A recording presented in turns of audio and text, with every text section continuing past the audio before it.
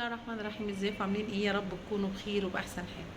طبعا الفيديو ده انا اللي يعرفني انا بقدم محتوى طبخ على اليوتيوب وبعمل مقاطع ريلز وبنزلها على باقي مواقع السوشيال ميديا. بس الفيديو ده مش عاملاه علشان الاكل ولا المحتوى اللي انا بقدمه.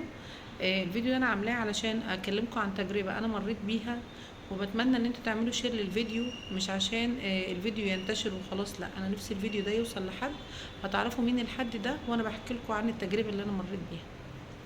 بداية كده في شهر واحد اللي فات، كنت بعدي من عند طيبة مول هناك كده. كان هو الطريق ده طريق سريع، بس التوقيت اللي انا عديت فيه كانت الدنيا زحمة، فالعربيات كانت ماشية بطيئة.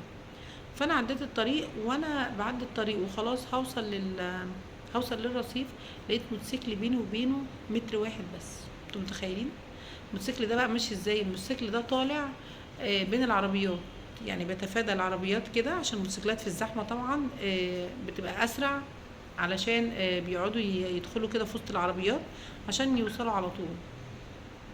المهم بقى، الشخص اللي خبطني ده، انا اول ما شفت كده قلت انا مش هعرف افادي الموتوسيكل ده. وانا لسه بقول كده في دماغي، فجأة لقيت نفسي في الاسعاف. ايه اللي حصل؟ ايه اللي جرالي؟ مش عارفه. لقيت نفسي في عربيه الاسعاف ورايحه على المستشفى، ولقيت واحده ربنا ان شاء الله يسترها دنيا واخره، لقيتها راكبه معايا في الاسعاف وبتقول لي انت تبع مستشفى ايه، وادتني التليفون بتاعي وقالت لي إيه انت عايزه تتصلي بمين، وقلت لها ده رقم اخويا، وهي كلمت اهلي. المهم البيه بقى اللي خبطني وكان راكب الموتوسيكل ده، هي هم حكوا لي طبعا، انا ما شفتش حاجه، ان انا لما اتخبطت انا طرت لفوق وقمت نازله على الارض تاني، فراسي اتفتحت وايديا من هنا اتكسرت. الخبطه اصلا جت في ناحيه اليمين، الساق اليمين بتاعي انكسر كسر مضاعف، حصل فيه كسر مضاعف، وانا هوريكم صوره الاشاعه. وتفتت في العظم. وبعد كده انا طرت، نزلت في الارض، دماغي اتفتحت، نزفت طبعا دم كتير، ايديا من هنا اتكسرت. فطبعا انا لما وصلت المستشفى حولوني، الاول عملوا لي رد للعظم بتاعي، وبعد كده حولوني على مستشفى وخيطوا لي دماغي، وحولوني على المستشفى عشان اعمل عمليتين، واحده في رجليا وواحده في ايديا. طبعا انا نفسي الفيديو ده يتعمل له شير علشان يوصل للشخص اللي انا معرفتش اخد حقي منه. ومعرفتش اخد حقي منه ليه؟ هقول لكم ليه. لان انا لما وصلت المستشفى المفروض ان في ضابط بيجي عشان اعمل محضر، فانا طبعا على اخر اليوم بعد المهزله اللي كنت فيها او التعب اللي انا كنت فيه، بقول لهم ما فيش حد جه سالني ليه عشان اعمل محضر. قالوا لي الضابط جالك. قلت لهم جالي امتى؟ قالوا لي جالك وهم بيعملوا لك رد للعظم. انتوا متخيلين ان حد بيرد له عظمه بالقلم اللي هو فيه، ويجي حد يساله انت عايز تعمل محضر ولا لا؟ انا ما سمعتوش اصلا. قلت لهم انا ما شفتهوش ولا سمعت. قالوا لي ازاي انتوا؟ قلت له لا. قلت لهم انا ما شفتوش اصلا عشان اقول له لا. وبعدين ما ينفعش ان هو يجي في توقيت زي ده ويقول لي، يعني هل انتوا متخيلين حد في الألم ده وتبقى دماغه في اي حاجة تانية؟ يعني كلام مش، يعني انا مش عارفه. هو ده الشخص اللي ضيع حقي، ربنا يسامحه، اللي جه يعمل المحضر وجالي في التوقيت ده، لان انا مش فاكره خالص ان انا شفته.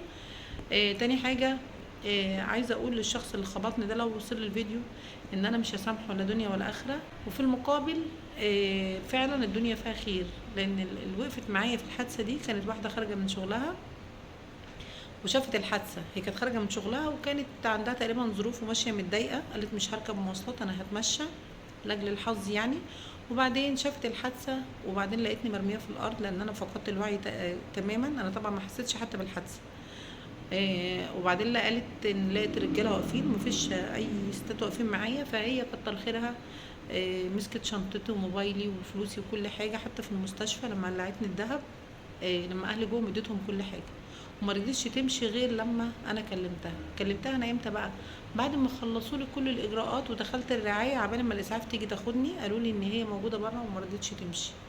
فانا اتصلت بيها بصراحه وقعدت اشكرها جدا على اللي عملته معايا، وان شاء الله باذن الله زي ما انا بدعي على اللي عمل فيا الحادثه دي وجري وسابني كده في الارض مرميه، بدعي لها ان شاء الله باللي يقف معاها في اي ازمه، وربنا ان شاء الله يكتب لها الخير باذن الله دنيا واخره.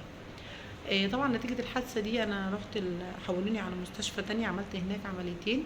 عايزه اقول لكم ان العمليه بتاعت ايديا دي كانت يعني هي رجليا اصعب، بس في ايديا دي كان عندي كدمه هنا جامده جدا، وكان عندي فتح في رجلي نتيجه خبطه الموتوسيكل ده، غير الحادثه نفسها. فلما عملوا لي عمليه ايديا الاول نضفوا لي الجرح اللي كان في رجلي، بالاضافه ان انا اي حركه كانت بتحصل في المنطقه دي كده كانت بتاثر على النفس بتاعي من شده الوجع يعني. فطبعا انا لما دخلت لما طلعت من العمليات بتاعت ايديا كان عاملين اسلاك معدنيه، انا كنت شايفه الدنيا كلها مشخبطه. عارفين انتوا سلك المواعين؟ انا لقيت الدنيا شبه سلك المواعين كده، ونار كانها ماسكه في جسمي كله، انتوا متخيلين؟ وقعدت بقى اصرخ جامد، وانا من النوع اللي اصلا اللي ما بصوتش، ما اعرفش، بس انا ما اعرفش انا كنت بصوت ازاي حتى. المهم بعد كده عملت العمليه بعدها بيومين بتاعت رجليا.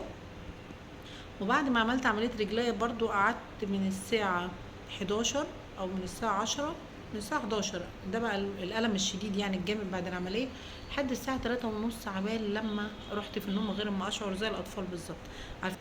بس الحمد لله ربنا كريم. بعدها باسبوعين ما رحت المستشفى، كنت بغير كل اسبوع على رجليا يعني. انا قعدت اسبوع عبال ما فكوا لي الخياطه اللي في رجلي اللي كانوا عاملينها مكان ما دخلوا المسمار. فلقوا عندي صديد في رجلي نتيجه جرح تاني هم ما شافوش في العمليات، ده كان برضو من الحادثه. فطبعا الجرح ده كان عامل صديد وميه كتير جدا.